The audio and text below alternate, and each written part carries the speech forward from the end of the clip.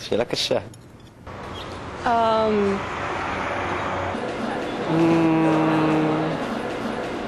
Maybe... אני לא יודע את האמת. אני ממש לא יודע.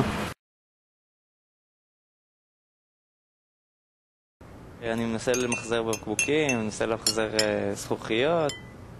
אני אגיד לך את האמת, לשמור על איכות הסביבה זה טרחה. אני מפריד זבל אורגני מזבל רגיל. כאילו המעשים הקטנים כמו למחזר ולא יודעת מה, לא לזרוק סוללות, זה טיפה באוקיינוס. מן הסתם כל אחד מזהם ברמה זו או אחרת. אני משתדל כמה שפחות. ממה נובע הזיהום?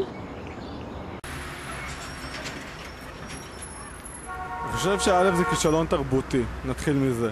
אין לנו תרבות ששומרת על איכות הסביבה. כי המודעות לאיכות הסביבה התחילה רק בשנים האחרונות, ואנשים מבוגרים לא חונכו לשמירה על איכות הסביבה. בגלל זה החינוך מתחיל מאנשים צעירים יותר וצריך לעבור למבוגרים. Education, maybe. מה כן יעזור? ברגע שאנשים יצטרכו לשלם על זה קנס רציני, אז הם יחשבו פעמיים. I have no idea. Sorry. אולי אתה יודע, מהבחינה השטחית מאוד. אולי בנות חמודות עם חזיות שיגידו, וואו, איכות סביבה וזה, כן, איזה כיף. אני משתדל לצרוך כמה שפחות. קונה בעיקר מה שאני צריך, אני חי את חיי. זהו, לא יודע, עוד 10 שנים ככה, לא יודע, הלוואי ויהיה לי בית מבוץ ואני יכול לגור בו ומשק משלי.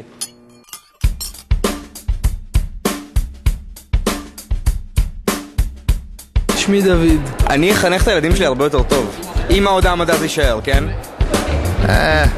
אני יום כן ויום לא, כדי להיות בסבבה עם עצמי. זבל. סתם, זה נושא נורא חם. Japanese like greenness.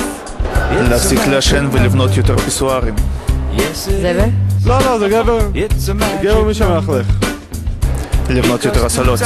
להרוג. 3 times 6 is 18, and the 18th letter in the alphabet is R. Yeah, we got 3 R's.